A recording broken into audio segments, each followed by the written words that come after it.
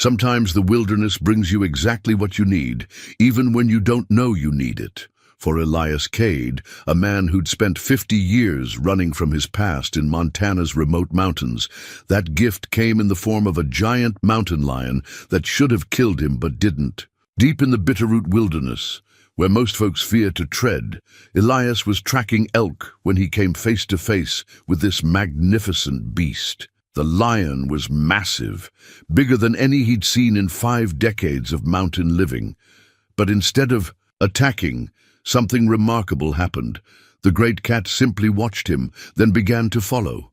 For days, these two old warriors of the wild traveled together through snow and storm. What started as a strange truce became something deeper, a bond that would force Elias to confront the ghosts he'd been hiding from for half his life.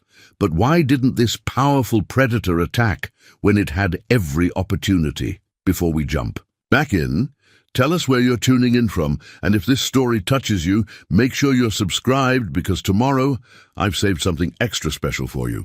The cabin sat like a weathered prayer against the mountainside, its log walls darkened by decades of Montana winters and summers that could crack a man's soul wide open. Elias Cade had built it with his own hands 30 years ago, back when his shoulders were broader and his heart held more than just the echoes of what used to be. Now at 72, he moved through its single room with the careful precision of a man who'd learned that every motion mattered when you lived this far from anywhere that resembled civilization. The morning ritual never changed. Coffee first, black, as the shadows that pooled in the valley below brewed in an enamel pot that had seen more sunrises than most folks saw in a lifetime. Then the weather check, standing on the narrow porch that faced east toward the Bitterroot Peaks, reading the sky like scripture. Today it promised clear skies and bitter cold, the kind that made your breath hang in the air like visible prayers. Inside, the cabin told the story of a man who'd stripped his life down to essentials. A wood stove dominated one corner, its iron belly warm and crackling with split pine. A narrow bed occupied another, covered with quilts his wife Sarah had made before the cancer took her voice, then her laughter, then finally her altogether. The walls held only what mattered. A faded photograph of 3 people who'd once been a family, a hand-carved wooden cross no bigger than a man's thumb, and a Winchester rifle that had put more meat on the table than Elias cared to count. But it was the cross that drew his eyes this morning, as it did most mornings when the silence pressed too close. He'd carved it during those long nights in the hospital when Sarah lay dying, and he needed something for his hands to do besides shake. The wood was pine from their old property down in the valley, cut from a tree where his son Tommy used to. A climb back when Tommy was 8, and the world was full of branches to conquer and streams to cross. 20 years since that hunting trip that was supposed to teach the boy about responsibility and respect for the wilderness. 20 years since a moment's distraction. Elias spotting a magnificent elk and forgetting to watch where. His 15-year-old son was walking, had sent Tommy over a cliff edge that should have been clearly marked in any decent father's mind. The coffee had gone cold while memory did its cruel work. Elias poured it out, watching the dark liquid stain the snow beneath his porch. Waste bothered him these days, but not as much as the alternative of drinking something that tasted like regret. He dressed in layers, the way a man learned to dress when the nearest hospital was a 3-hour ride through mountain passes that could kill you as easy as look at you. Long underwear, flannel shirt, wool sweater Sarah had knitted before her fingers got too stiff to hold needles. Over it all, the canvas jacket that bore the scars of 50 years in timber country, cuts from chainsaw chains, burns from campfire sparks, patches where Sarah's patient hands had mended what the wilderness tried to tear apart. The snowshoes, weighted by the door, ash frames strung with rawhide that he'd learned to weave from his grandfather, who'd learned from men who died before the first roads cut through these mountains. Everything had a history here, a chain of knowledge passed hand to hand, mouth to ear, from folks who understood that wisdom wasn't something you read in books, but something you earned with frostbite and sweat and the occasional broken bone. Outside, the world wore winter like a familiar coat. Snow 3 feet deep in the meadows, deeper where it drifted against the north-facing slopes. The kind of snow that could hide a man's mistakes, cover up the places where he'd stumbled, make everything look clean and untouched until spring came and revealed what had been buried underneath. Elias had been tracking the elk herd for 3 days now, following sign that led deeper into the high country than he usually ventured this late in the season. But the herd was small this year. The harsh spring had been hard on the calves, and his cache of venison was running lower than he liked. A man alone had to think ahead, plan for the lean months when even the ravens disappeared and silence became a living thing. The tracks were fresh this morning, deep prints in snow that had crusted over during the night. A bull, a big one, from the size of the hoofprints, probably traveling with 2 or 3 cows. Moving steady but not spooked, which meant they hadn't caught his scent yet. The wind was right, coming down from the peaks and carrying his human smell back toward the cabin instead of forward toward the prey. He'd learned patience in these mountains, the kind that came from understanding that nature moved on its own schedule, and no amount of human urgency could hurry what needed its own time. Tommy had been learning that lesson too, that last day, learning to read sign, to move quiet, to think like the animal you were hunting instead of like the impatient boy you used to be. "Remember, son," he told the boy that morning, "hunting isn't about taking a life. It's about understanding one. You got to know how the elk thinks, where he's going to move, what scares him and what doesn't. You become part of his world for a while, and if you're respectful enough, careful enough, maybe he'll give you what you need." Tommy had nodded, serious in the way that boys got serious when their fathers shared knowledge that felt important. He'd been a good listener, that boy. Quick to learn, quick to laugh, quick to forgive his old man's mistakes. Too quick, maybe, to trust that his father would keep him safe. The trail led upward, switching back and forth through stands of lodgepole pine that grew thick enough to block the wind, but sparse enough to let a man move without fighting branches at every step. Elias moved with the careful economy of motion that came from decades of walking in snow, each step deliberate, each pause calculated to listen for sounds that didn't belong, the crack of a twig that meant something besides wind, the shuffle of hooves on stone, the whisper of breath that wasn't his own. But the mountains held their secrets close this morning. No sound but his own breathing, muffled and rhythmic inside the wool scarf Sarah had made to keep the cold from freezing his lungs.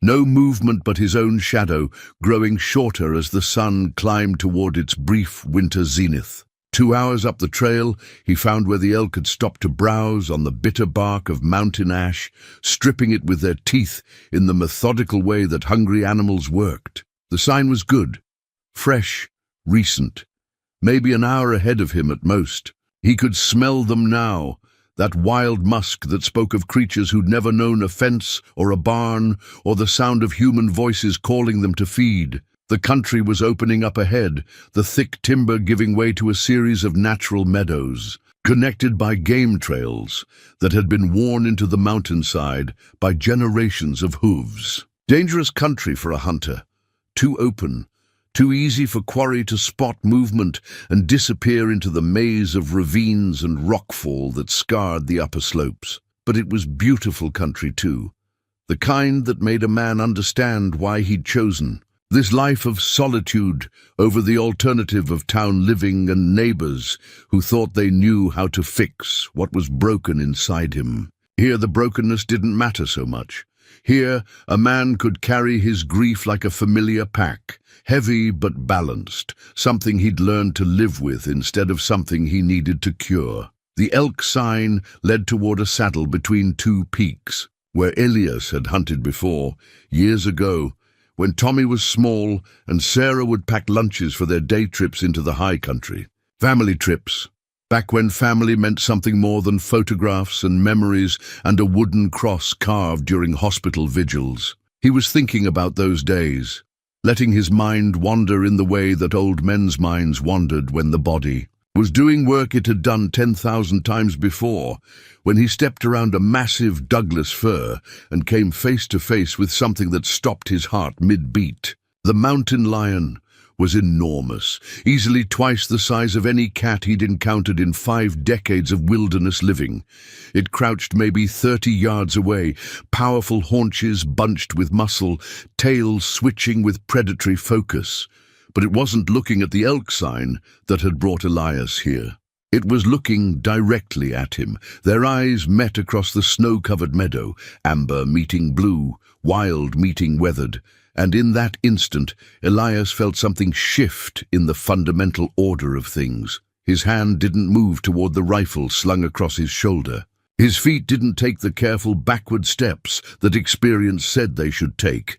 Instead, he found himself simply standing there, meeting the great cat's stare with something that felt less like fear and more like recognition. The lion's coat was the color of winter grass, tawny gold marked with the faint shadows of spots that spoke of genetic memory reaching back to ancestors who'd hunted these mountains when they were young, and the ice was still retreating toward the poles. Its shoulders rippled with muscle that could snap a man's neck with casual efficiency, and its paws left tracks in the snow that were bigger around than Elias's work-worn hands. But there was something in those amber eyes that spoke of more than predatory intent. Something that looked almost like curiosity, or perhaps the kind of careful assessment that one old warrior might give another when they met on neutral ground. For a long moment neither of them moved.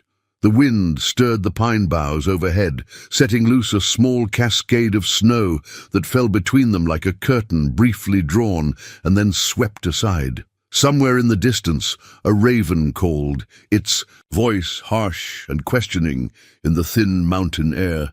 Then, without any sound that Elias could hear, the great cat rose from its crouch and began to walk. Not away, as any sensible wild animal should walk when confronted with human scent and human presence. Instead, it angled across the meadow, moving with liquid grace through snow that came nearly to its belly, following a path that would bring it no closer to Elias, but wouldn't take it any farther away either.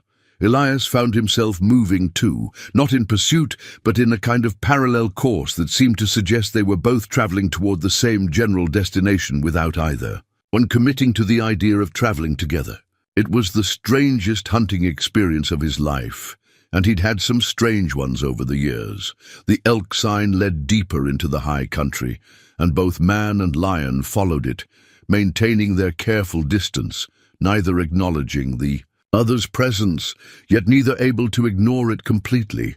It felt like a dance, whose steps neither of them had learned, but both somehow knew, a wilderness ballet performed for an audience of mountains and sky. As the afternoon light began to angle toward evening, painting the snow with shadows that ran long and blue toward the valley floor, Elias realized that something fundamental had changed in his carefully ordered world of solitude and routine. For the first time in 20 years, he wasn't alone in the wilderness, and for reasons he couldn't yet understand.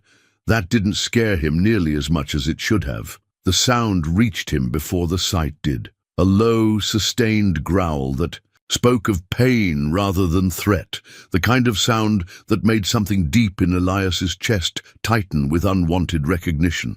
He'd heard that sound before, years ago, coming from his own throat during the long nights after Sarah's funeral, when grief felt like a physical weight pressing down on his ribs. The great cat had disappeared from view an hour earlier, vanishing into a stand of aspen that grew thick along the creek bottom. Elias had continued following the elk sign, telling himself he wasn't disappointed by the absence of those amber eyes watching him from the edge of his vision. But when the growling started, low, rhythmic, urgent, he found his feet turning toward the sound without any conscious decision from his brain. He found the lion in a small clearing where spring runoff had carved a natural depression in the mountainside. The magnificent creature was lying on its side, breathing hard, one massive front paw held awkwardly away from its body. Even from 50 yards away, Elias could see the problem.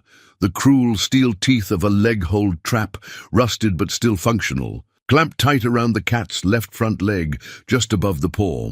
"Jesus," he whispered, the word fogging in the cold air. The trap was old, probably left by some poacher years ago, and forgotten until this moment when hunger or curiosity had led the lion to step in exactly the wrong place.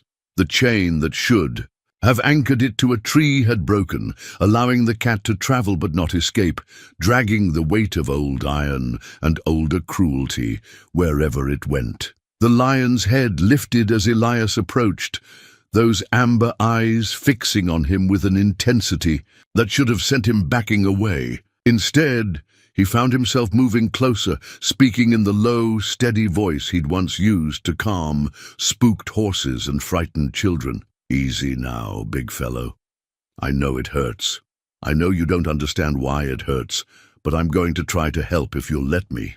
20 yards, 15, 10. The lion's breathing was labored, flanks heaving with the effort of managing pain that had probably been building for hours.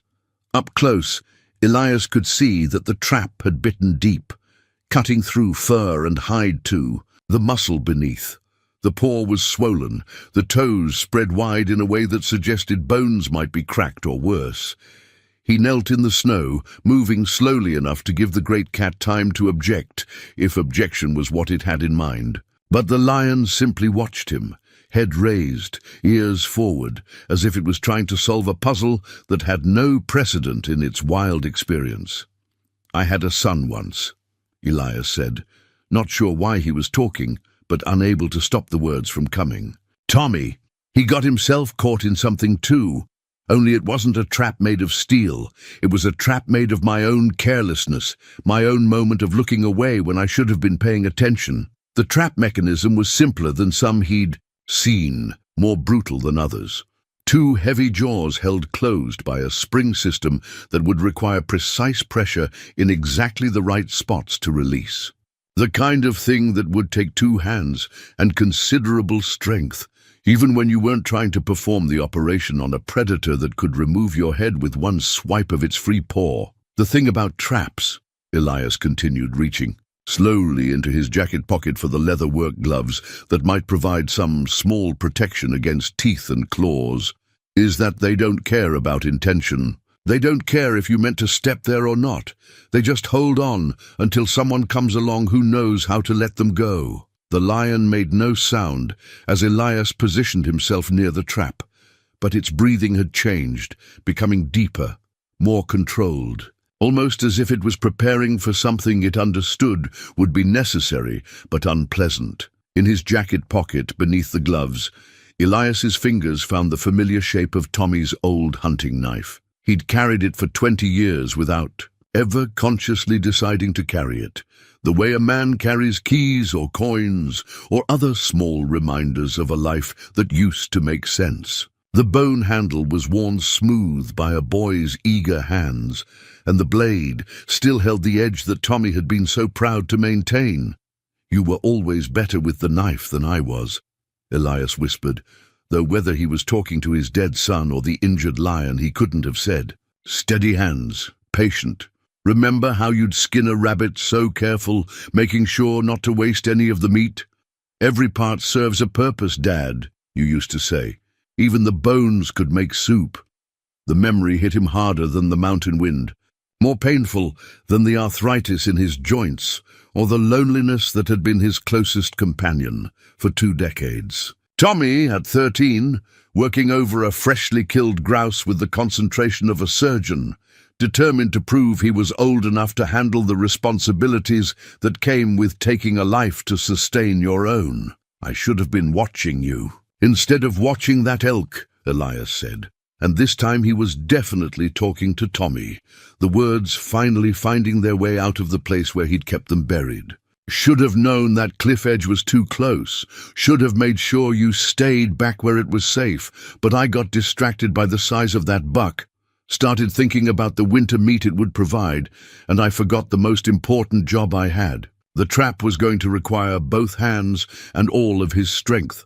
which meant putting the rifle down and trusting that the lion's current cooperative mood would continue once pain started shooting up its leg. Elias unslung the Winchester and laid it carefully in the snow, close enough to grab if things went wrong, but far enough away that he wouldn't accidentally damage it if the cat decided to object to the proceedings. Tommy was 15 when it happened, he told the lion, whose amber eyes had never left his face. Old enough to think he knew everything, young enough to trust his old man to keep him safe.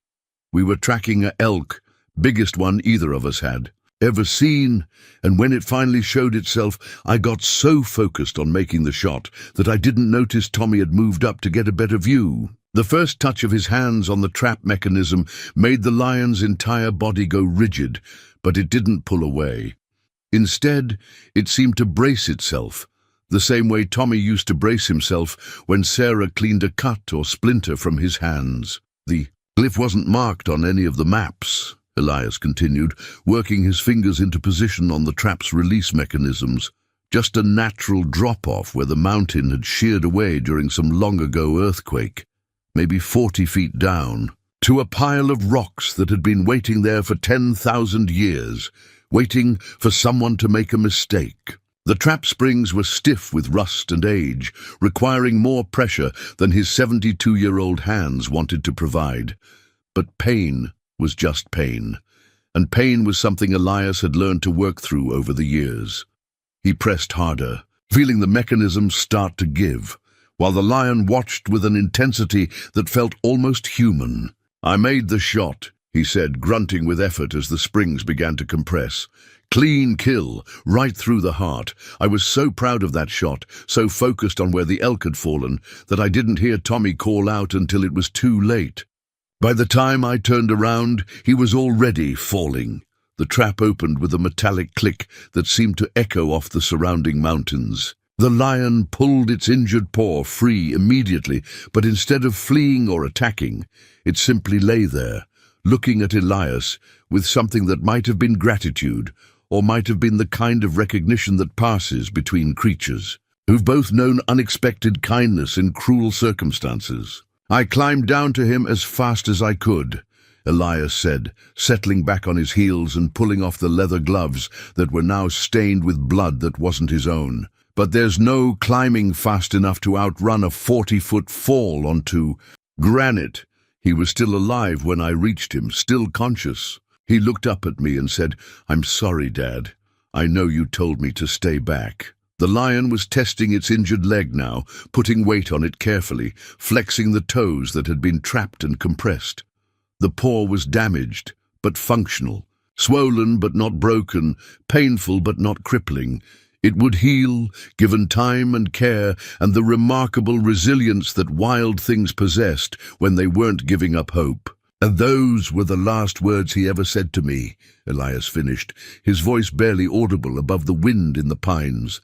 "An apology for something that was never his fault. An apology I should have been making to him."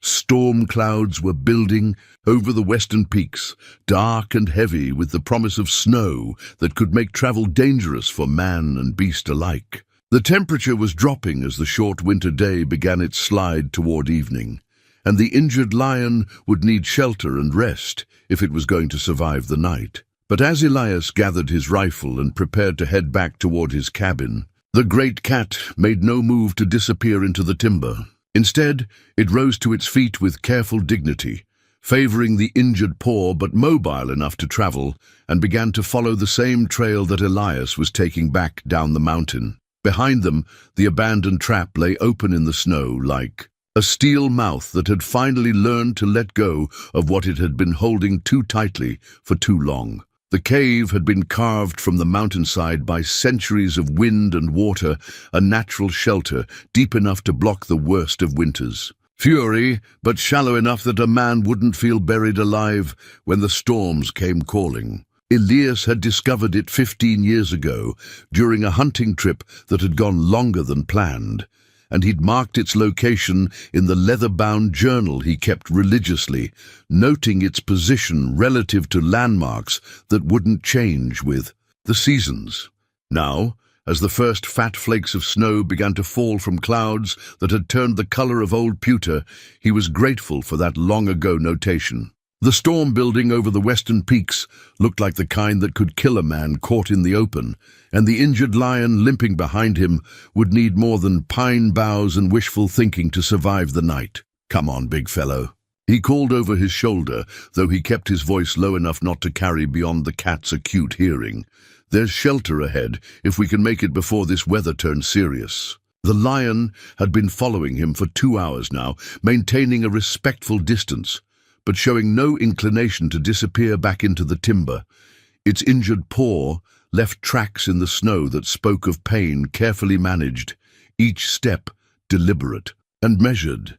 Elias found himself adjusting his pace to match the cat's careful progress, the way he might slow down for an elderly hiking companion or a child struggling to keep up. The cave entrance was partially hidden behind a screen of stunted mountain mahogany, invisible unless you knew exactly where to look. Elias pushed through the brittle branches and stepped into darkness that smelled of stone and time and the accumulated winters of creatures who'd sheltered here before him. His flashlight revealed a space about the size of his cabin's main room, with a sandy floor that had been scoured clean by countless seasons of runoff and wind.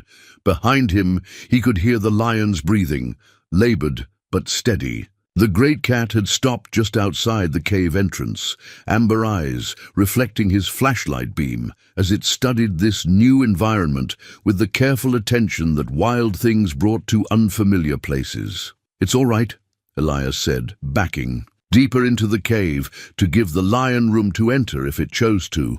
"I've used this place before. No bear sign, no other predator scent. Just stone and silence, and enough room for both of us to wait out whatever the sky's planning to throw at us." The lion stepped inside, with the fluid grace that seemed to characterize all its movements, even injured as it was. In the enclosed space, Elias could truly appreciate the creature's size. It was massive, easily 200 pounds of muscle and bone and wild intelligence. Its shoulders came nearly to his waist, and its head was broad enough that it could probably crush a man's skull without much effort if it chose to. But there was no aggression in its posture, no tension that suggested attack was being contemplated. Instead, the lion moved to the far wall of the cave and settled itself with careful attention to its injured paw, watching Elias with what looked more like curiosity than caution. "You know," Elias said, setting his pack down and beginning to unroll the emergency sleeping bag he always carried during winter travel, "I haven't shared quarters with anyone for more years than I care to count. Not since Sarah passed, anyway. And she'd probably have something to say about me inviting a mountain lion in for the night." He worked by flashlight, setting up a small camp that would see him through the storm without depleting too much of his limited resources. A handful of jerky and some hardtack biscuits for himself, water from his canteen that he'd refill with, snow once the storm passed. Simple fare for a simple shelter, but enough to keep body and soul together until morning brought clearer skies and safer travel. The lion watched every movement with the intense focus that predators brought to studying potential threats or opportunities. But when Elias pulled a piece of jerky from his pack and tore it in half, offering one portion across the cave, the great cat's reaction was immediate and unmistakable.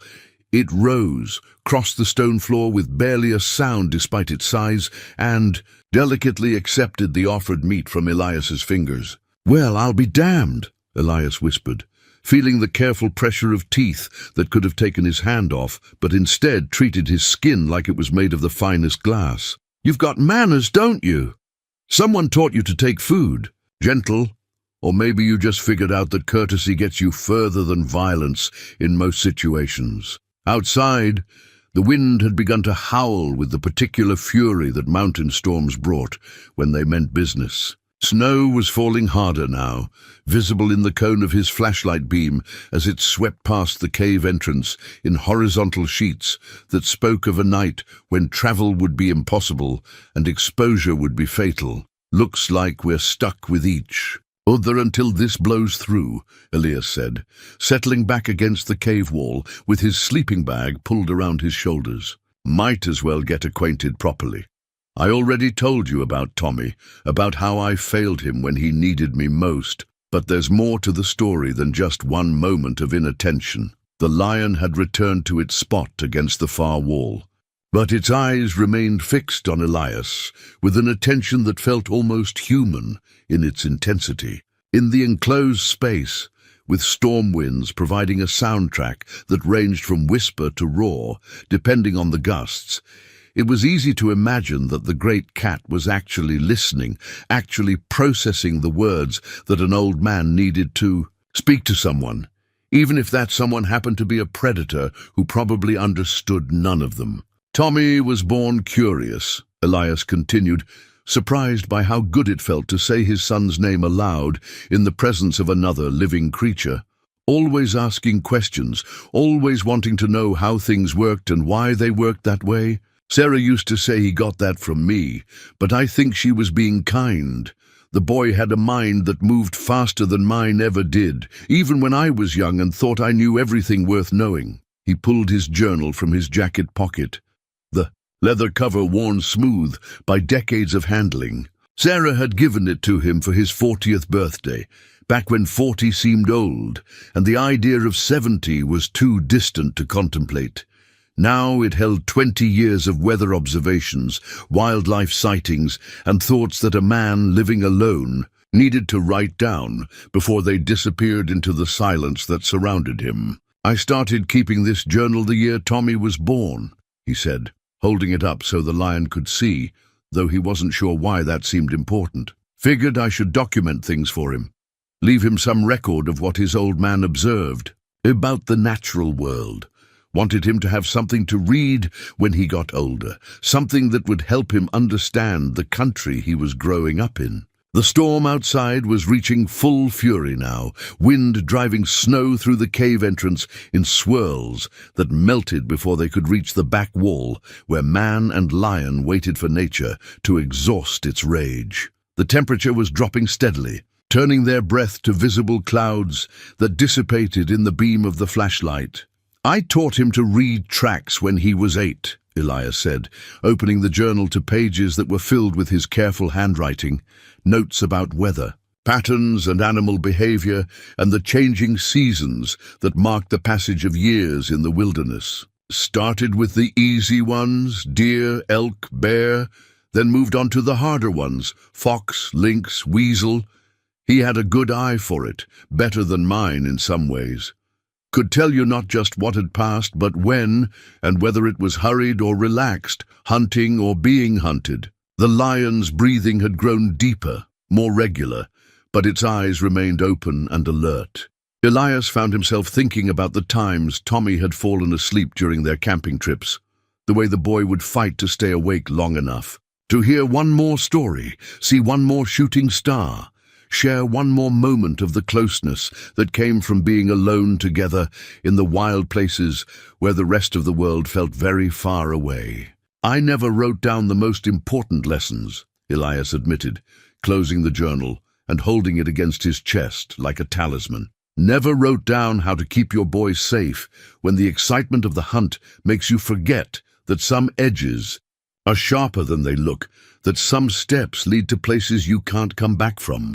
Maybe I thought those lessons would teach themselves, or maybe I was just too proud to admit I didn't know everything worth knowing about keeping the people you love from harm." The lion's eyes reflected the flashlight beam like twin amber flames, steady and patient and somehow comforting in the darkness that pressed against their small circle of warmth and light. Outside, the storm continued its assault on the mountain, but inside the cave, two damaged creatures had found shelter not just from the weather, but from the particular kind of loneliness that came from carrying pain that couldn't be shared with anyone who would understand its weight. Morning came like a whispered blessing, soft light filtering through the cave entrance to reveal a world transformed by snow that had fallen steadily through the night. The storm had passed, leaving behind the peculiar silence that followed winter weather, a hush so complete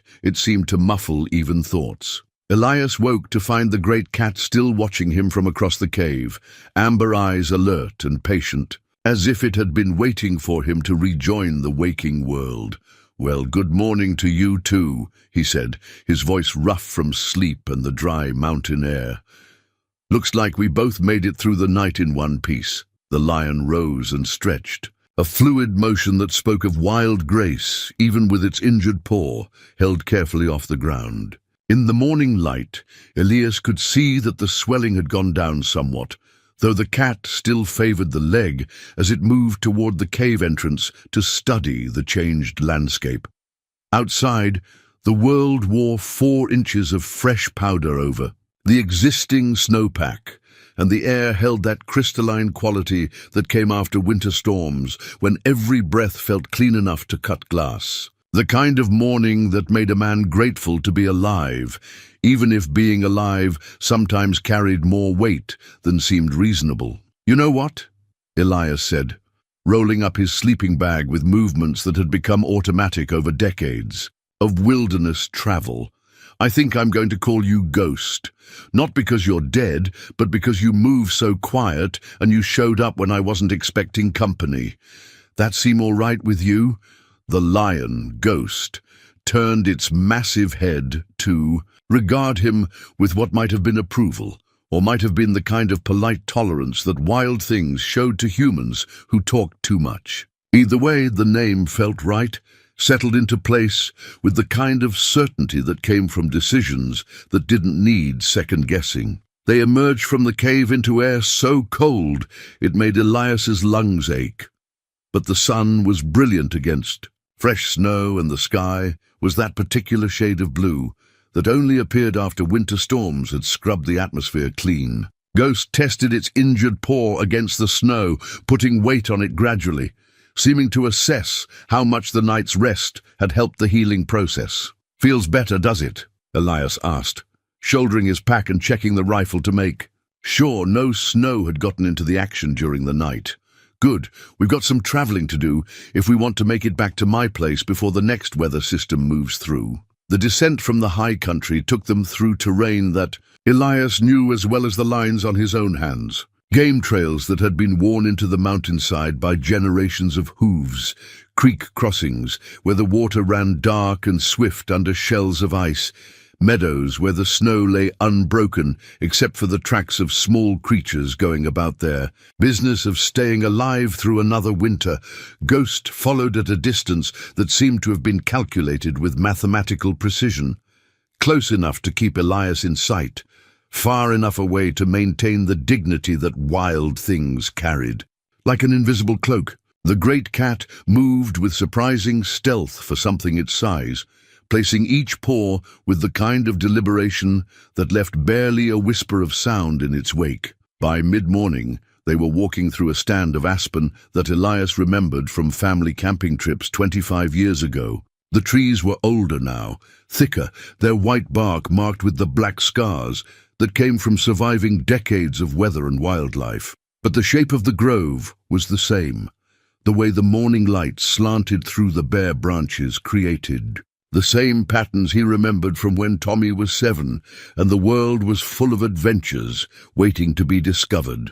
"We used to camp here," he said, not sure if he was talking to Ghost or to the memory of his son that seemed to walk beside him whenever he visited places that held echoes of family happiness. Sarah would spread out a blanket under those big aspens, and Tommy would explore every square inch of the meadow while I got the fire started and the coffee going. He pulled the photograph from his jacket pocket, the one he'd carried for 20 years without ever quite deciding whether it was comfort or torment. 3 faces smiling at the camera. Sarah with her dark hair catching afternoon light, Tommy gap-toothed and grinning with the unself-conscious joy that children wore like their favorite clothes, and himself looking younger than he remembered ever being, looking like a man who believed the good times would last forever. "This was taken right here," he said, holding the photograph up so Ghost could see, though he wasn't sure why that seemed important. Tommy's 8th birthday camping trip. He was so excited to be old enough for a real wilderness adventure, so proud that his old man trusted him to handle himself in the backcountry. Ghost had stopped walking and was watching him with that intense focus that suggested the great cat understood more about human emotion than seemed possible for a wild creature. In the morning light, its coat looked like liquid gold, marked with the shadow spots that spoke of genetic memory reaching back to ancestors who'd hunted these mountains when they were young and the ice was still retreating toward the poles. He caught his first trout that weekend, Elias continued, tucking the photograph back into his pocket where it wouldn't be damaged by snow or wind or the tears that sometimes came without warning when memory did its work. Nothing fancy, just a little brook trout from the creek that runs through the bottom of this meadow. But he was so proud of that fish, so careful to clean it properly and cook it over the campfire. Said it was the best meal he'd ever tasted. They walked on, following the natural contours of the land as it sloped down toward the valley, where Elias's cabin waited like a promise of warmth and shelter, and the kind of solitude that had been his closest companion for 2 decades. But the solitude felt different now, less complete, softened by the presence of another creature that seemed to understand the weight of carrying loss without being crushed by it. The sun climbed higher, warming the air enough that snow began to slide from pine boughs in small avalanches that whispered through the forest like secrets being shared among friends. Ghost's breathing had returned to normal, and the great cat was putting more weight on its injured paw with each mile they traveled, healing with the remarkable resilience that wild things possessed when they weren't giving up hope. "You know what I think?" Elias said as they crested a ridge that offered a view of his cabin tucked against the mountainside, like a brown prayer in a white cathedral. "I think maybe we were both supposed to find each other yesterday. Maybe the wilderness has its own way of bringing together creatures who need company, even when they think they want to be alone." Ghost padded beside him in companionable silence, and for the first time in 20 years, Elias felt like he was walking home instead of just walking. Back to the place where he slept and ate and waited for time to pass. The difference was subtle but profound, like the difference between surviving and living, between existing and belonging to something larger than the boundaries of his own grief. Behind them, their tracks in the snow told the story of an unlikely partnership. Boot prints and paw prints side by side, 2 creatures who'd found each other in the wilderness and chosen companionship over solitude, healing over hiding, hope over the comfortable familiarity of old wounds that had been carried too long. 3 days into their unlikely partnership, Elias led Ghost to a place he hadn't visited in 15 years, a hidden valley that existed like a secret cupped in the mountain's palm, accessible only through a narrow passage between 2 towering walls of granite that had been carved by glacial action 10,000 years ago. The entrance was so well concealed that a man could walk past it a dozen times without noticing the gap in what appeared to be solid rock. "This was Tommy's favorite place," Elias said as they squeezed through the passage, his voice echoing strangely off the stone walls that pressed close on either side. "Called it his secret kingdom. Sarah and I brought him here when he was 9, and he made us promise we'd never tell anyone else about it." The passage opened onto a meadow, roughly the size of 2 football fields, surrounded completely by walls of stone that rose 300 feet toward a circle of sky that seemed impossibly blue from the bottom of this natural cathedral. A spring-fed stream ran through the center of the valley, its water so clear you could count the stones on the bottom from 20 feet away. Grass grew thick and green even in winter, protected from the worst weather by the sheltering walls and warmed by underground springs that kept the temperature moderate year-round. Ghost entered the hidden valley with visible amazement, head turning from side to side as it took in the impossible geometry of this place that existed outside normal experience. The great cat's amber eyes reflected wonder of a kind that Elias hadn't expected to see in a wild predator. but then everything about Ghost seemed to exceed expectations. "It's like a different world, isn't it?" Elias said, settling himself on a fallen log that had served as his favorite thinking spot during the family camping trips that had been the highlight of every summer for 5 precious years. Tommy used to say this place was magic, that the normal rules didn't apply here. He might have been right about that. The memory came with the particular vividness that sometimes accompanied visits to places where happiness had once lived. Tommy, at 11, racing around the meadow's perimeter with his arms spread wide like airplane wings, his laughter echoing off the stone walls in waves that seemed to multiply until the entire valley rang with joy. Sarah sitting beside Elias on this same log, her hand warm in his, watching their son discover that the world was full of wonders waiting to be found by those brave enough to look for them. Sarah was sick by then, Elias said, his voice barely audible above the whisper of water over stone. "We didn't know it yet. The cancer was still hiding, still gathering strength, but she was tired all the time. Tired in a way that sleep couldn't. A fix, but she never complained, never let Tommy see that anything was wrong." Ghost had moved to the stream's edge and was drinking deeply, its injured paw obviously much improved after days of careful rest and gradual healing. The great cat's reflection wavered in the moving water, golden fur and amber eyes doubled and distorted by the current's gentle motion. Elias reached into his jacket and pulled out the thin gold band that he wore on a chain around his neck, hidden beneath layers of flannel and wool. Sarah's wedding ring, worn smooth by 43 years on her finger, still carrying the faintest trace of her scent even after 5 years in his keeping. He'd never been able to bring himself to bury it with. Her couldn't bear the thought of putting that last piece of their life together into ground that would freeze solid for half the year. "She died in the spring," he said, holding the ring up so it caught the afternoon light that slanted down from the circle of sky above. 5 years after we lost Tommy. The doctors said the grief might have weakened her immune system, made her more vulnerable to the cancer. But I think she just got tired of living in a world that didn't have our boy in it. The ring was warm from being next to his skin, warm with the accumulated heat of 5 years carried against his heart. He'd taken it off her finger himself after the nurses had finished their final ministrations, slipped it free with hands that shook like leaves in autumn wind. The last act of marriage, the final gesture of taking care of her needs, even when there was nothing left to take care of. "I should have died with her," he said, the words coming out before he could stop them, raw and honest in a way that speaking to another human being had never allowed. "Should have laid down beside her in that hospital bed and just stopped breathing, stopped trying to figure out how to live in a world that had taken everything that mattered."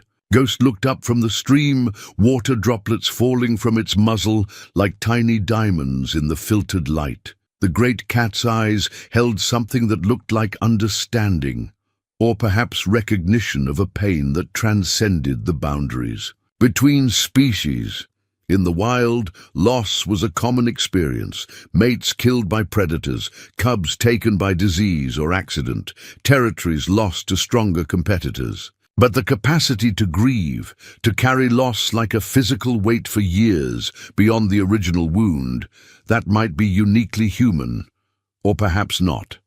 Perhaps Ghost carried its own griefs, its own memories of companionship interrupted by circumstances, beyond anyone's control. But dying seemed like giving up, Elias continued, tucking the ring back beneath his shirt where it belonged, close to the heart that still beat despite having been broken beyond any reasonable hope of repair. "And Sarah raised me better than to be a quitter.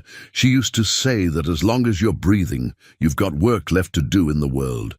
Took me 5 years to figure out what she meant by that. The afternoon light was beginning to change, taking on the golden quality that came in the hour before sunset in the mountains. Shadows were growing longer, reaching across the hidden valley like fingers pointing toward the passage that would take them back to the normal world, where survival was work and solitude was a choice rather than a consequence. Tommy would have. "Loved knowing about you," Elias told Ghost, who had settled itself in a patch of grass warmed by the sun. "Would have wanted to study your tracks, figure out what you ate and where you slept and how you thought about the world." He had that kind of curiosity, the kind that made everything seem interesting if you looked at it the right way. A pair of ravens flew overhead, calling to each other in the harsh language that had been echoing through these mountains since long before humans arrived to complicate the business of living and dying. Their shadows passed across the meadow, like dark blessings, reminders that life continued its ancient patterns, regardless of individual grief or joy, or the thousand small daily choices that separated flourishing from merely enduring. "I think he would have understood what's happening here," Elias said, gesturing toward the space between himself and Ghost, the invisible something that had formed during their days together in the wilderness. "Would have recognized that some friendships don't need words to be real, don't need explanation to be valuable." As the sun slipped lower toward the western rim of their stone cathedral, Ghost rose and padded over to where Elias sat, settling itself close enough that the old man could feel the warmth radiating from its powerful body, close enough to offer comfort without demanding anything in return, close enough to suggest that companionship might be possible even between creatures who had learned that trusting others was dangerous. For the first time in 5 years, Elias felt something that might have been peace beginning to unfold in the place where grief had made its home, not the absence of sorrow, but the possibility that sorrow might not have to be the only resident in the house that loss had built around. His heart, the creek was running high and fast, swollen by snowmelt from the warm afternoons that had followed their time in the hidden valley. What should have been a simple crossing had become a test of nerve and judgment, the kind of challenge that separated those who understood mountain water from those who underestimated its power to kill. Elias stood on the bank, studying the current, with the careful attention he'd learned to bring to decisions that could mean the difference between making it home and becoming another cautionary tale about old men who thought they knew better than nature. "Used to be, you could hop across this creek on stepping stones," he told Ghost, who was studying the rushing water with its own brand of feline calculation. "But that was before the late spring we had 3 years back, before the floods rearranged. Half the stream beds in this part of the mountains, the water was coffee-colored with runoff, moving fast enough to knock a man off his feet if he chose his route poorly. Logs and debris swept past like messages from upstream, telling anyone with sense to wait for calmer conditions. But waiting wasn't an option. The weather forecast called for more snow, and being caught on the wrong side of this creek during a storm would mean spending days in inadequate shelter while supplies ran low and conditions deteriorated. In his jacket pocket, Elias carried the hand-drawn map that he and Tommy had made during one of their early camping trips, when the boy was 12 and fascinated by the idea of documenting their discoveries for future reference. The map showed this creek crossing, marked with Tommy's careful handwriting. "Ford here during low water, rock stable, current not too strong." Below that, in Elias's own hand, a note added years later: "Dangerous during spring runoff. Find alternate route or wait." But there was no alternate route that wouldn't add 2 days to their journey, and Ghost's injured paw, while much improved, wasn't ready for the kind of extended travel that a detour would require. "What do you think, partner?" Elias asked, though he knew the decision would ultimately be his alone. "Think we can make it across if we're smart about it?" Ghost approached the water's edge with the fluid caution that wild things brought to unfamiliar challenges. The great cat's amber eyes tracked the movement of debris in the current, calculating angles and distances with the kind of precision that had kept its ancestors alive for millions of years. After a long moment, it looked back at Elias with what might have been confidence or might have been the kind of fatalistic acceptance that came from understanding that some risks had to be taken regardless of the odds. Tommy was always braver about water crossings than he should have been, Elias said, beginning to strip off his outer layers and seal his essential gear in waterproof bags. Fearless, really. Sarah used to say he got that from me, but I knew. Better. The boy had a confidence in his own abilities that I never possessed, even when I was young and foolish enough to think I was immortal. The memory came sharp and clear. Tommy at 13, insisting he could cross a similar creek during their last camping trip together, the trip that had ended with tragedy, but had begun with the kind of father-son bonding that Elias had treasured. Above all other experiences, the boy standing hip-deep in rushing water, arms spread for balance, grinning with the pure joy of meeting a challenge and finding himself equal to it. I should have made him rope up, Elias said, securing his pack, straps and checking the rifle sling one final time. Should have insisted on safety measures instead of trusting that his natural ability would be enough to keep him safe. But I was proud of his confidence, proud that he wasn't the kind of boy who backed down from reasonable risks. The water was shockingly cold, even through the wool pants and long underwear that provided minimal insulation against mountain runoff that had been snow just hours earlier. Elias stepped carefully from rock to rock, testing each foothold before committing his full weight, using his walking stick as a third point of contact with the stream bed. Ghost entered the water without hesitation, powerful muscles propelling it forward with a grace that made the crossing look effortless despite the current's strength. The great cat moved diagonally downstream, using the water's force to assist rather than fighting it directly, demonstrating the kind of natural wisdom that came from generations of ancestors who'd survived by reading the landscape correctly. Halfway across, Elias felt his foot slip on a moss-covered stone, and for a heart-stopping moment he was off balance, arms windmilling as he fought to regain his footing against a current that suddenly seemed eager to sweep him downstream toward the rapids that waited below the crossing. His walking stick caught between two rocks, providing just enough leverage to let him recover his balance and continue toward the far shore. "Close one," he muttered, though his voice was lost in the sound of rushing water and his own thundering heartbeat. Getting too old for this kind of adventure. But as he said it, he realized it wasn't true. The near fall had awakened something in him that had been sleeping for 20 years. The sharp awareness that came from physical challenge, the heightened perception that accompanied real risk, the sense of being fully alive that only seemed to come when death was present as a possibility rather than an abstraction. Ghost reached the far shore first and turned to watch Elias complete the crossing. Amber eyes alert and ready to react if help became necessary. The great cat's presence was reassuring in a way that surprised him, offering the kind of backup that he'd forgotten existed outside of human relationships. When was the last time anyone had watched out for his safety, had cared whether he made it across a dangerous creek or disappeared beneath water that would carry his body downstream to be found weeks later by strangers who would wonder what an old man had been doing so far from civilization? The last few steps brought him to solid ground, and he stood dripping in the afternoon sun, grateful for the warmth on his face and the steady earth beneath his feet. Ghost approached and brushed against his leg, a gesture that felt like congratulations, or comfort, or simply acknowledgement that they'd faced something difficult together, and both come through it intact. Tommy would have loved that, Elias said, wringing water from his jacket and checking his gear for damage. Would have wanted to do it again, just for the thrill of it. That boy never met a challenge he didn't want to tackle head-on. But even as he spoke, Elias realized the memory carried less pain than it had just days earlier.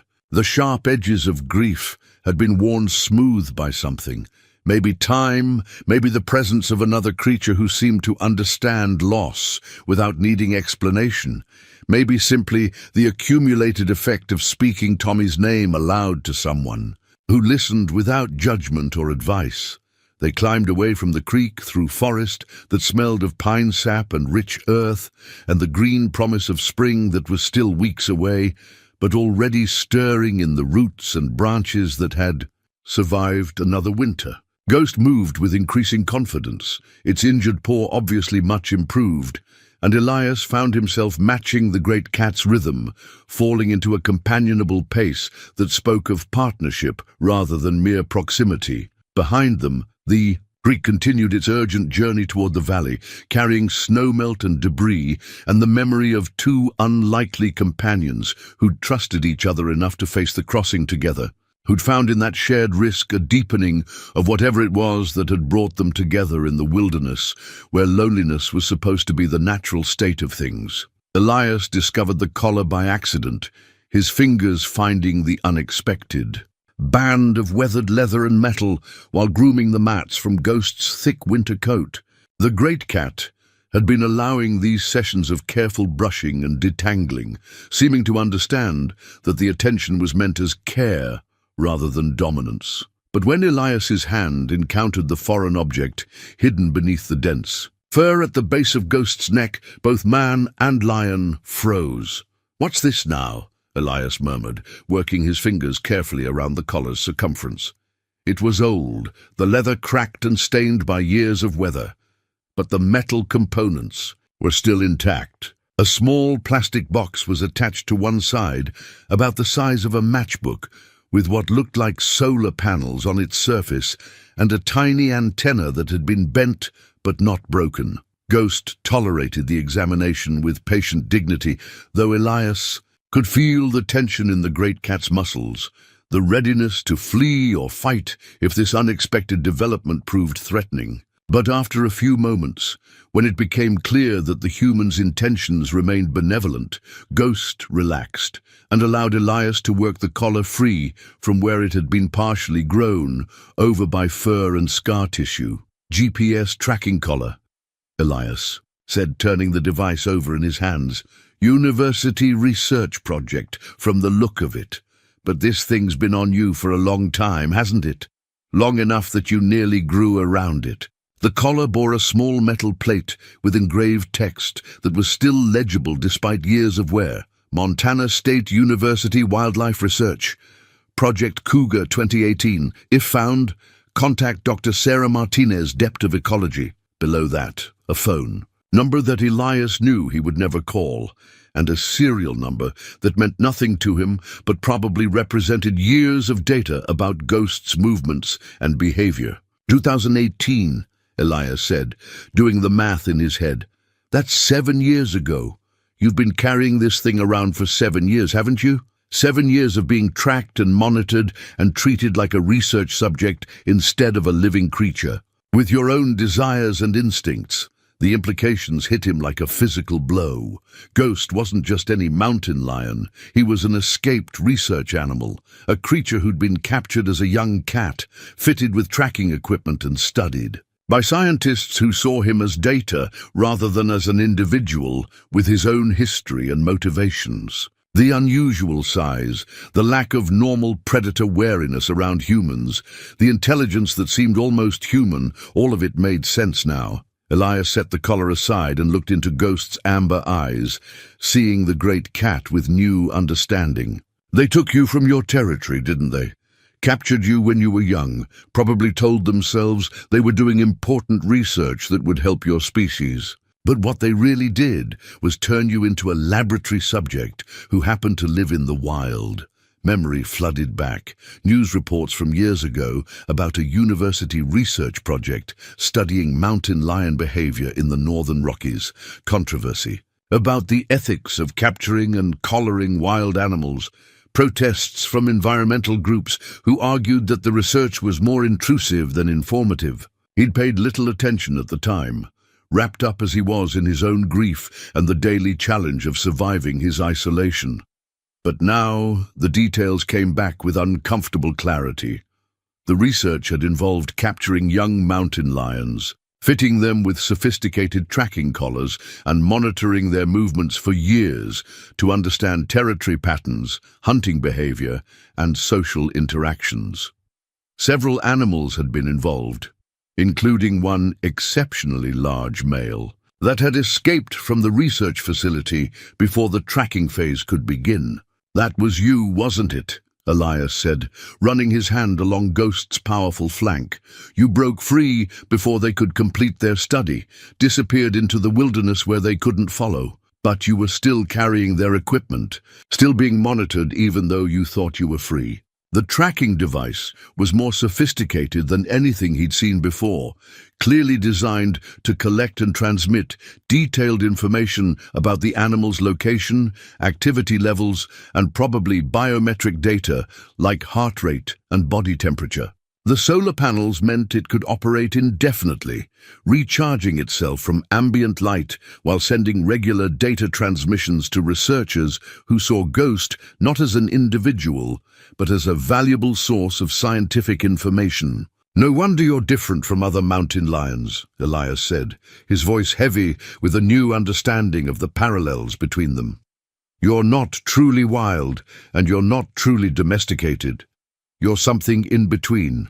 Something that was shaped by human intervention, but never fully controlled by it. He thought about the gentle way Ghost had taken food from his fingers, the lack of fear or aggression that had characterized their first encounter, the almost human intelligence in those amber eyes. These weren't natural behaviors for a wild mountain lion. They were the behaviors of a creature who'd been handled by humans during its formative months, who'd learned that human contact didn't necessarily mean danger. But there was more to the story, Elias realized. The collar showed signs of having been damaged and repaired multiple times, suggesting that Ghost had tried repeatedly to remove it, had fought against the constraint without success. There were old scars around the collar line where the leather had chafed, evidence of years spent carrying equipment that served human purposes while providing no benefit to the animal who bore it. They stole your freedom, Elias said, turning the collar over in his weathered hands. Maybe not intentionally, maybe they told themselves they were helping your species survive. But what they really did was take a wild creature and turn him into a research subject, a walking data collection device, who couldn't consent to the experiment being performed on his life. The afternoon sun slanted through the pine boughs above them, casting shadows that danced with the wind. Ghost had settled beside him, with the relaxed posture that suggested complete trust.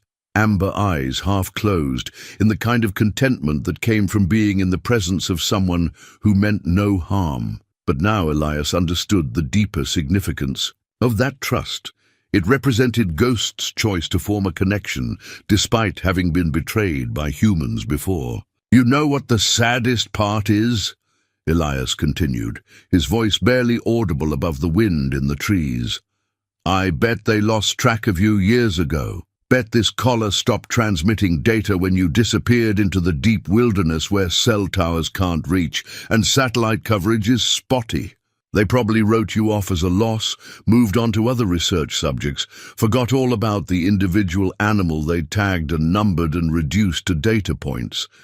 He thought about his own experience with being reduced to categories and statistics, the widower, the man who'd lost a child, the hermit who'd chosen isolation over integration. How many forms had he filled out over the years that required him to check boxes, that described his loss in terms that bureaucrats could understand and process? How many times had he been treated as a case study rather than as a person whose grief was unique and personal and not subject to generalization? We're both escapees, aren't we? He said, scratching behind Ghost's ears with the kind of gentle attention that the great cat had come to accept and even seek out. Both of us ran away from situations where other people thought they knew what was best for us, where our individual needs mattered less than some larger purpose we hadn't chosen.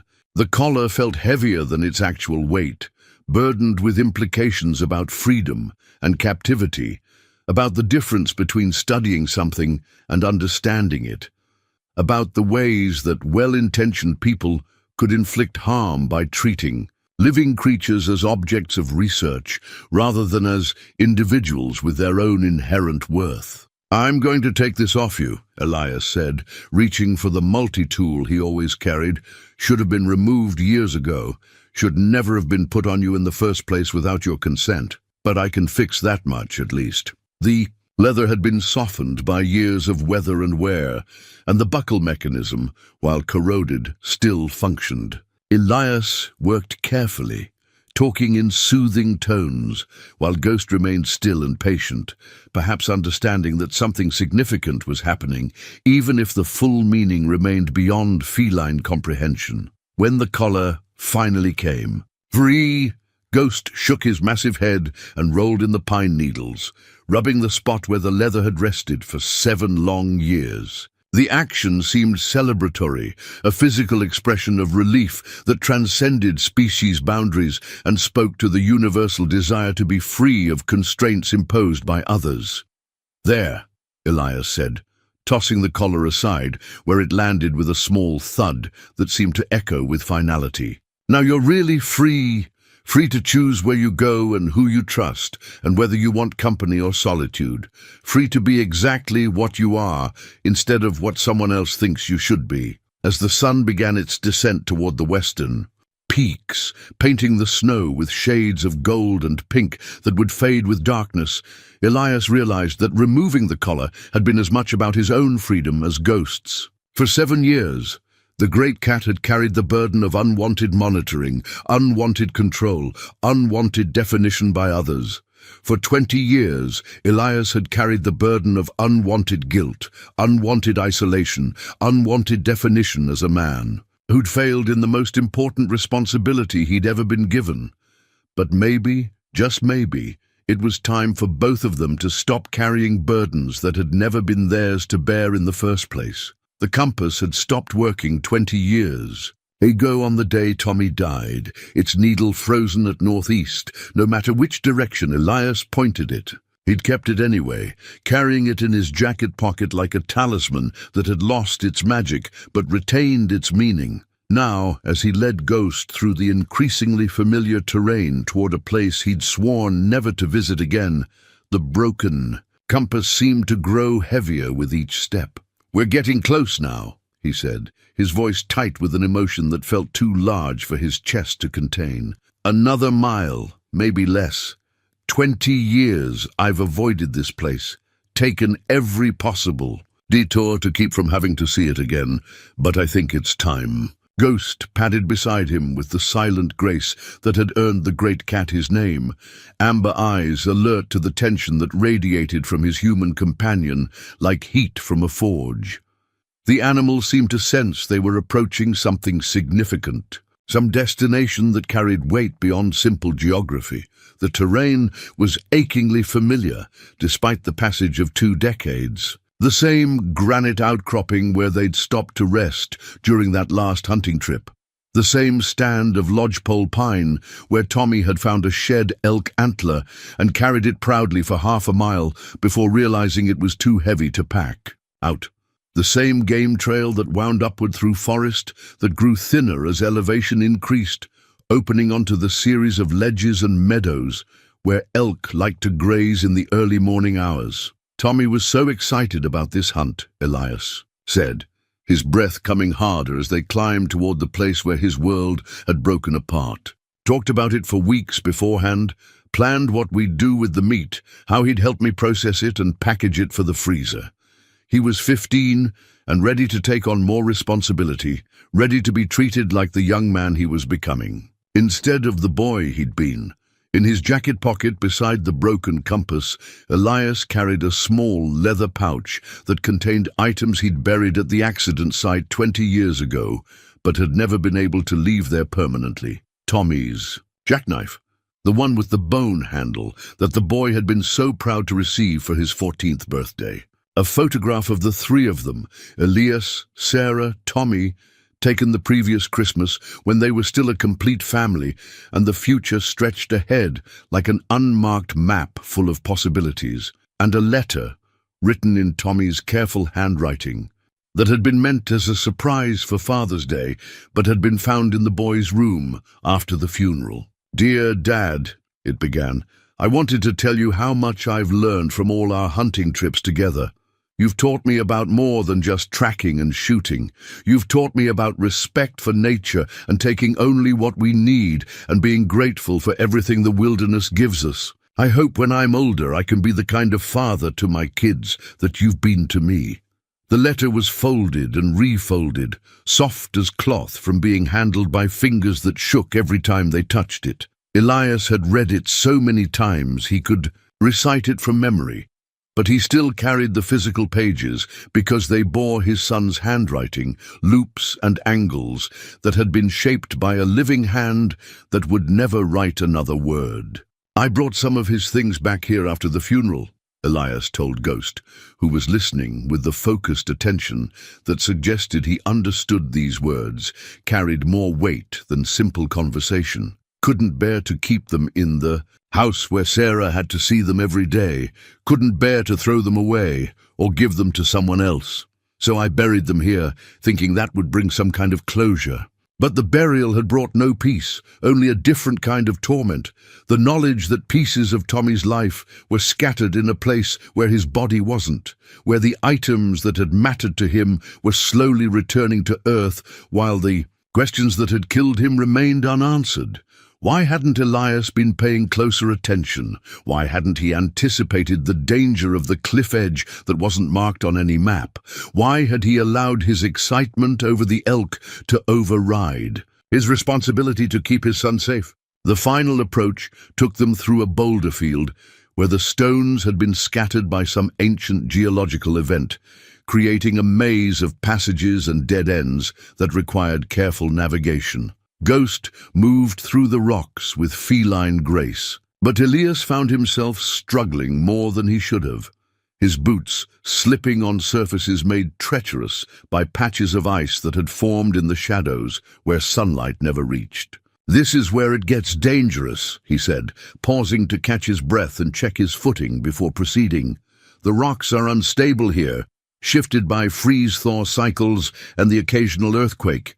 Tommy knew to be careful. I'd taught him about reading terrain, about testing each step before committing to it, but he was excited, distracted by the prospect of finally getting his first elk." The memory came back with painful clarity. Tommy's face that morning, bright with anticipation, and the kind of confidence that came from spending years learning woodcraft from a father who'd made the wilderness his life study. The boy had been ready for this level of responsibility, ready to handle a rifle in hunting conditions, ready to field dress an elk and pack out the meat and tell the story around campfires for years to come. But readiness didn't account for momentary lapses in judgment, for the way excitement could override caution, for the simple human tendency to focus so intently on one thing that other things became invisible. Tommy had been watching the elk, following its movement with the intensity that good hunters brought to their quarry, when he stepped backward to get a clearer shot and found nothing but air beneath his boot. 43 feet, Elias said. The number burned into his memory with the precision that trauma brought to certain details. The search and rescue team measured it afterward, said he probably died on impact, said it would have been quick, that he wouldn't have suffered.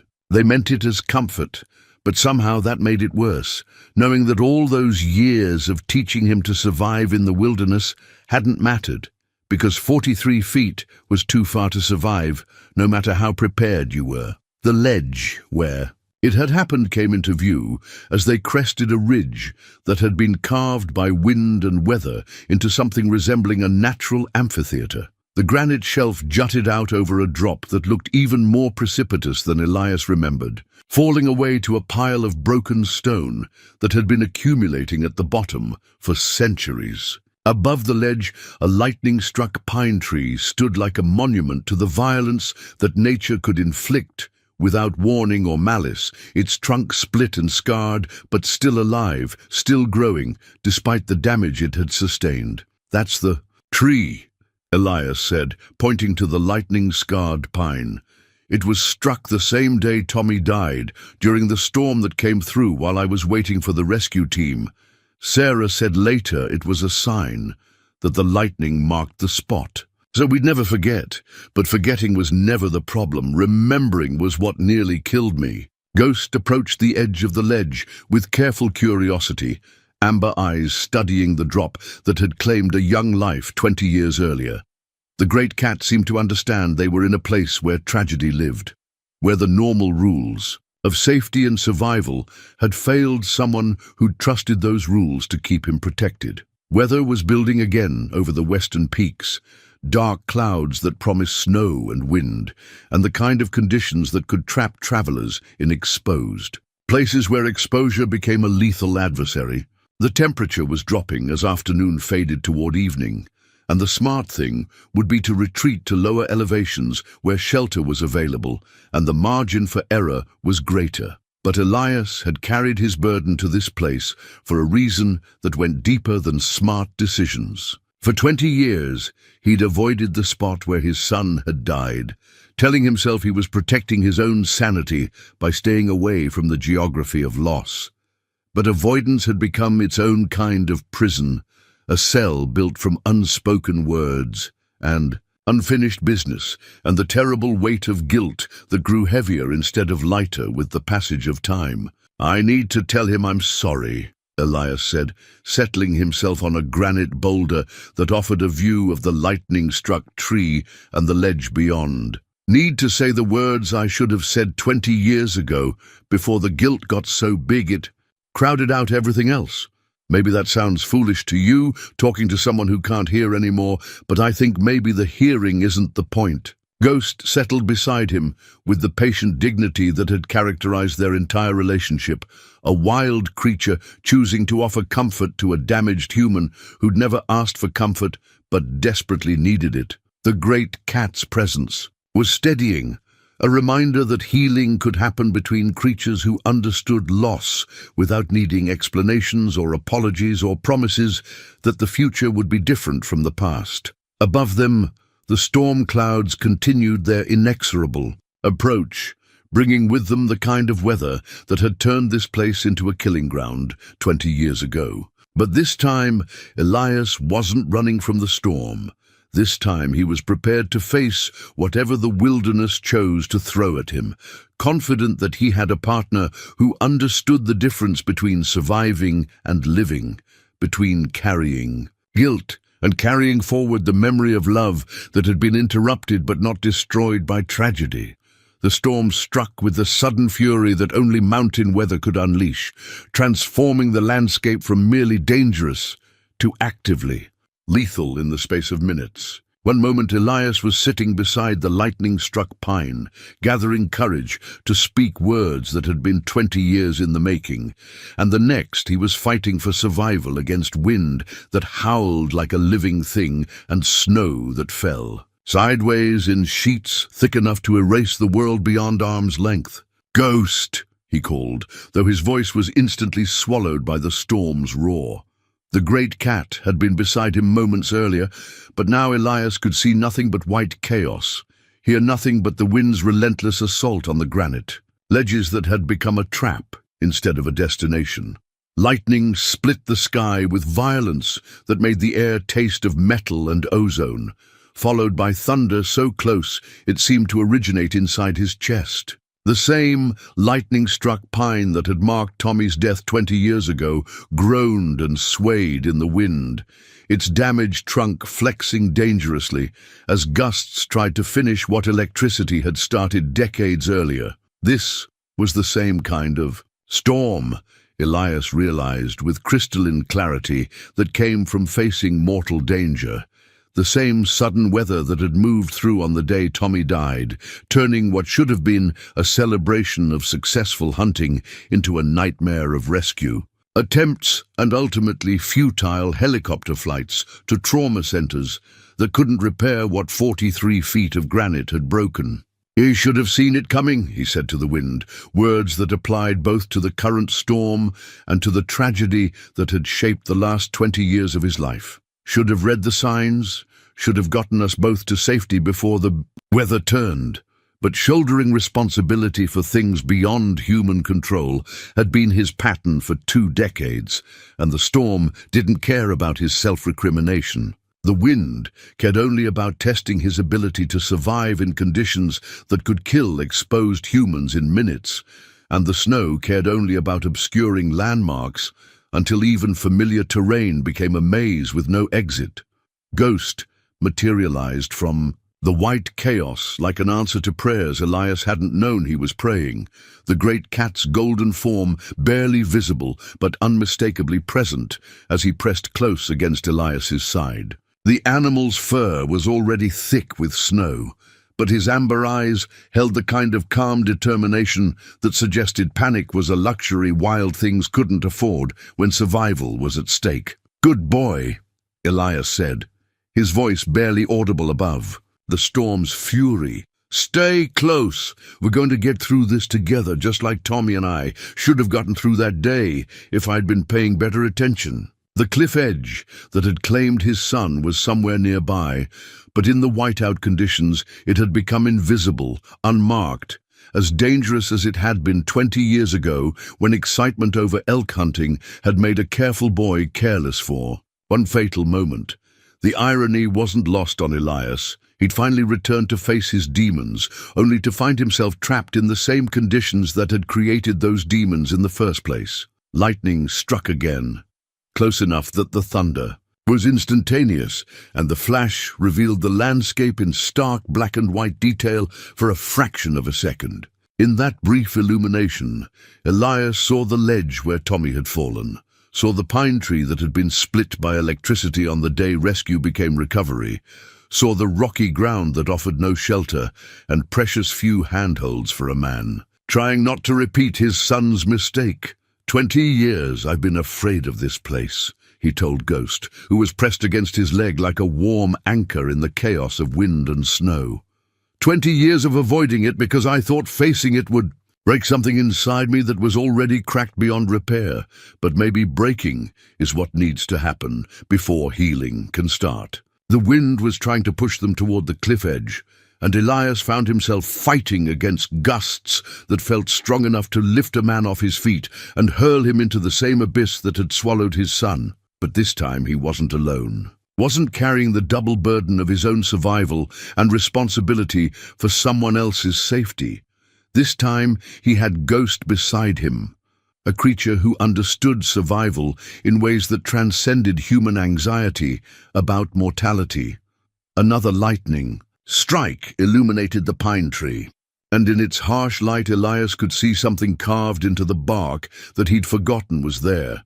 A heart shape with initials inside, carved during a family camping trip when Tommy was 10, and the future stretched ahead like an unmarked trail full of possibilities. E+T. The carving read in letters that had grown wider as the tree expanded over the years, but remained readable despite the damage lightning had inflicted on the surrounding bark. Elias plus Sarah plus Tommy. The mathematical expression of a family that had existed completely for such a brief time, reduced now to scar tissue on a tree that refused to die despite being struck by forces beyond its control. The carved heart in the lightning-struck pine seemed to pulse with each flash of electricity, the letters E+S+T growing more visible as the storm intensified rather than less. Elias stared at the carving, through wind-driven snow that should have obscured it, remembering the day Tommy had insisted on adding their family's mark to the tree that already bore dozens of initials from other visitors who'd wanted to claim some small piece of permanence in the wilderness. "Dad, look," Tommy had said, his 10-year-old voice bright with discovery. "This tree has been collecting families for years. Can we add ours too? Can we show that we were here together?" And Elias had lifted the boy on his shoulders so Tommy could reach high enough to carve their initials with the jackknife that Sarah had given him for his birthday. The same knife that now rested in Elias's pocket, carried for 20 years like a talisman that had lost its power to protect but retained its power to remember. Ghost pressed closer as another gust tried to drive them toward the cliff edge, and suddenly Elias understood that survival wasn't about avoiding the place where Tommy had died. It was about choosing to live despite having been broken by loss that felt too large to carry. The storm wasn't trying to kill him. It was testing whether he still had reasons to keep fighting when fighting became difficult. "I failed you, son," Elias said, his words carried away by wind, but spoken with the clarity that came from finally admitting what he'd known for 20 years. Failed. To keep you safe, when keeping you safe was the most important job I'd ever been given. But I think maybe I failed you in other ways too. Failed to live the kind of life you would have wanted me to live. Failed to honor your memory with something better than guilt and isolation. Lightning illuminated the carved tree again, and this time Elias saw it not as a monument to loss, but as evidence of love that had existed completely, if briefly. Tommy had wanted their family's mark on that tree because he'd understood something at 10 that his father was only learning at 72, that love was worth commemorating even when you couldn't guarantee its permanence. Ghost moved with sudden purpose, circling around Elias and positioning himself as a windbreak between the man and the cliff edge that had become invisible in the storm, but remained deadly nonetheless. The great cat's body provided shelter and warmth, and the kind of steadying presence that allowed clear thinking even in chaos. "You know what, Ghost?" Elias said, reaching into his jacket to pull out Tommy's jackknife, the bone handle worn smooth by eager young fingers that would never grow old. "I think my boy would have liked you, would have been fascinated by everything about you. Your size, your intelligence. The way you move like liquid courage through country that scares most people senseless." The knife blade caught lightning flashes as Elias opened it, revealing steel that Tommy had kept sharp enough to shave with because the boy had taken pride in maintaining his tools properly. For 20 years, Elias had carried this knife without using it, treating it like a museum piece too precious to risk damaging with actual work. But tools were meant to be used, not preserved. And Tommy's knife had work left to do. Elias approached the lightning-struck pine with Ghost beside him, wind whipping snow around them in spirals that would have been beautiful if they hadn't been deadly. The tree's damaged bark was rough beneath his fingers as he found space near the old family carving, and the knife bit into wood that had survived lightning strikes and decades of mountain weather without giving up the fight to keep growing. E+S T+G, he carved, adding Ghost's initial to the family group that had been incomplete for 20 years. The letters took shape slowly in the storm's harsh light, each cut deliberate and deep enough to last through whatever weather the future might bring. "There," he said, closing the knife and returning it to his pocket where it belonged. "Now you're part of it too, part of what's left of us, part of what continues even when individual pieces get lost along the way." Ghost nuzzled against his hand with surprising gentleness, and Elias realized that the storm was beginning to weaken, that the wind's howling was becoming less frantic, and the snow was falling more vertically than horizontally. The worst of it was passing, moving on to test other travelers in other places, leaving behind air that tasted of ozone and possibility. "Tommy wouldn't want me to keep carrying guilt like it was my most precious possession," Elias said, speaking to the carved tree and the storm and the ghost of a boy who died too young, but had lived completely while he'd had the chance. "He'd want me to take care of the living, including myself, including you, including whatever comes next that needs taking care of." For the first time in 20 years, Elias felt something that might have been forgiveness beginning to unfold in the place where guilt had made its home. Not the absence of sorrow that would always be there, but the possibility that sorrow could coexist with other things, better things, things that honored memory by embracing life instead of rejecting it. 6 months later, the wooden sign stood at the entrance to what had once been simply Elias Cade's property and was now something larger, something that served purposes beyond one man's need for solitude. "Ghost Mountain Ranch, Wildlife Sanctuary," the carved letters read, painted in forest green against weathered pine that had been cut from trees on the property itself. Below the main text, smaller words, "In memory of Thomas Cade, who believed every creature deserves respect and protection, Elias stepped back to admire his handiwork, the sign representing months of planning and preparation that had transformed his isolated cabin into a place where families could come to learn about the wilderness without having to conquer it. The changes had been gradual but profound. A visitor center built from logs he'd milled himself, trails marked for different skill levels, educational materials about mountain wildlife that he'd researched with the thoroughness of a man who'd discovered he still had things to learn about the country he'd called home for decades.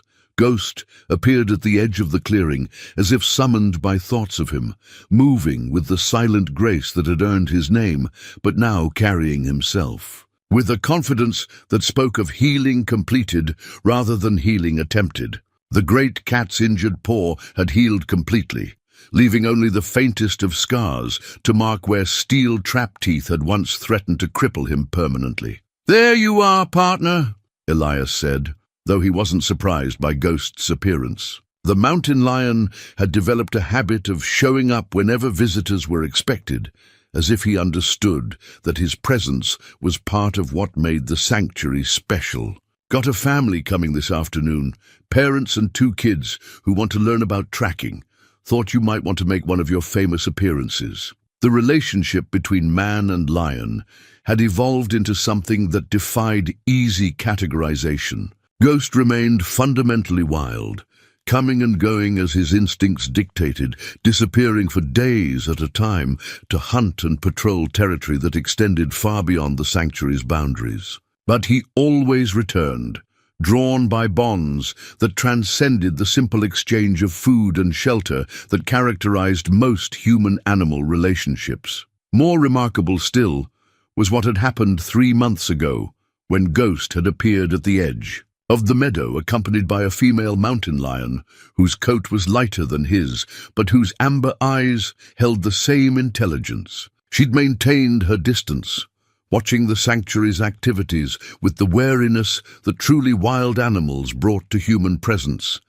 But her acceptance of Ghost's unusual lifestyle had been evident in the way she'd settled beside him during their visits, content to observe this strange partnership without feeling threatened by it. "She's beautiful, isn't she?" Elias had told Ghost during one of those early visits. "Looks like you've found yourself a companion who understands that some things can't be explained, only accepted." The female had since denned somewhere in the high country, and Ghost's occasional absences now carried the urgency of a mate, tending to responsibilities that Elias could only guess at. But each time the great cat returned, he seemed more complete, more settled into a life that balanced wild independence with chosen companionship. The afternoon's visitors arrived precisely on time, a family from Missoula whose children had been studying Montana wildlife in school and had convinced their parents that a trip to the sanctuary would be educational as well as adventurous. Elias met them at the trailhead, noting with approval that they'd dressed appropriately for mountain weather and carried the kind of respectful curiosity that made teaching a pleasure rather than a chore. "Mr. Cade?" The father extended his hand, with the firm grip of a man who worked with his hands for a living. "I'm Dave Peterson. This is my wife Linda and our kids Jake and Emma. We can't tell you how excited we are to be here." The children were perhaps 8 and 10, old enough to understand that they were in the presence of something special, but young enough to approach the experience with the kind of open wonder that adults had to work to recapture. Emma, the younger of the 2, carried a notebook with a pen attached by string, clearly planning to document everything she saw for future reference. "Well, welcome to Ghost Mountain," Elias said, falling naturally into the role of educator that had surprised him with how well it fit. "The first thing you need to know about tracking is that it's not just about following footprints. It's about learning to read the stories that animals write in the landscape as they go about their daily business." He led them along the trail that he'd developed specifically for families, pointing out signs that ranged from the obvious to the subtle. Deer tracks in mud beside the creek, bear claw marks on aspen bark, the gnawed stumps that marked beaver territory, the oval depressions in snow where elk had bedded down during the previous night's storm. Every track tells a story, he explained, watching Jake crouch down to examine a particularly clear set of coyote prints. This one tells us that a coyote passed through here this morning, probably on his way to check the creek for unwary rodents. See how the prints are evenly spaced? That means he was trotting, not running, which suggests he wasn't being chased or chasing anything himself. Emma was scribbling furiously in her notebook, trying to capture not just the information, but the excitement of learning to see the wilderness as something more than empty space between towns. Her enthusiasm reminded Elias painfully of Tommy at that age, hungry for knowledge about the natural world and eager to prove he could handle the responsibilities that came with wilderness education. As they rounded a bend in the trail that opened onto the meadow where Elias had built his visitor center, Ghost materialized from the timber with the perfect timing that had made him the sanctuary's unofficial ambassador. The family froze, children pressing closer to their parents, while all four humans stared at the magnificent predator who regarded them with calm, amber eyes. "That's Ghost," Elias said quietly, his voice carrying the kind of reverence that the great cat's presence always inspired. "He's the reason this place exists, the reason I learned that some friendships can heal wounds you thought would never stop bleeding." The mountain lion settled himself in the meadow grass about 50 yards away, close enough for the family to observe his size and grace, but far enough to avoid triggering flight responses in visitors who might not understand that aggression wasn't in part of his vocabulary when it came to humans under Elias's protection. "He's enormous," Linda whispered, her voice carrying more awe than fear. "I had no idea mountain lions could grow so large." "Ghost's special in a lot of ways," Elias replied, watching the great cat with the kind of affection that had grown from shared experiences and mutual respect. "But the most important thing about him isn't his size, it's his willingness to trust, even after humans gave him reasons not to." As the sun began its descent toward the western peaks, painting the meadow with the golden light that made everything look touched by magic, Elias found himself thinking about the journey that had brought him to this moment. 20 years of guilt and isolation had been necessary, he realized now. Not because punishment was required, but because some kinds of healing couldn't be rushed, some kinds of forgiveness couldn't be forced. Tommy would have loved this place, would have been fascinated by every aspect of the sanctuary's mission, and delighted by Ghost's presence in ways that transcended simple appreciation for wildlife. The boy would have understood intuitively what had taken his father decades to learn, that respect for living things was the foundation of all meaningful relationships, whether between humans or between species that seemed to have nothing in common except the desire to survive and occasionally thrive. As the Peterson family prepared to leave, promising to return and to tell their friends about the sanctuary, Ghost rose from his resting place and padded over to where Elias stood. The great cat's presence was a reminder that some partnerships transcended explanation. Some friendships developed their own logic that had nothing to do with species or circumstances, and everything to do with the recognition of kinship between creatures who'd learned to carry loss without being destroyed by it. The mountains held their secrets close as another day faded into memory. But some secrets were worth keeping, and some mysteries were more valuable than their solutions. In the growing twilight, man and lion sat together in comfortable silence, two unlikely partners who'd found in each other exactly what they'd needed to heal. Not the absence of sorrow, but the presence of understanding. Not the erasure of the past, but the possibility of a future built on foundations stronger than grief.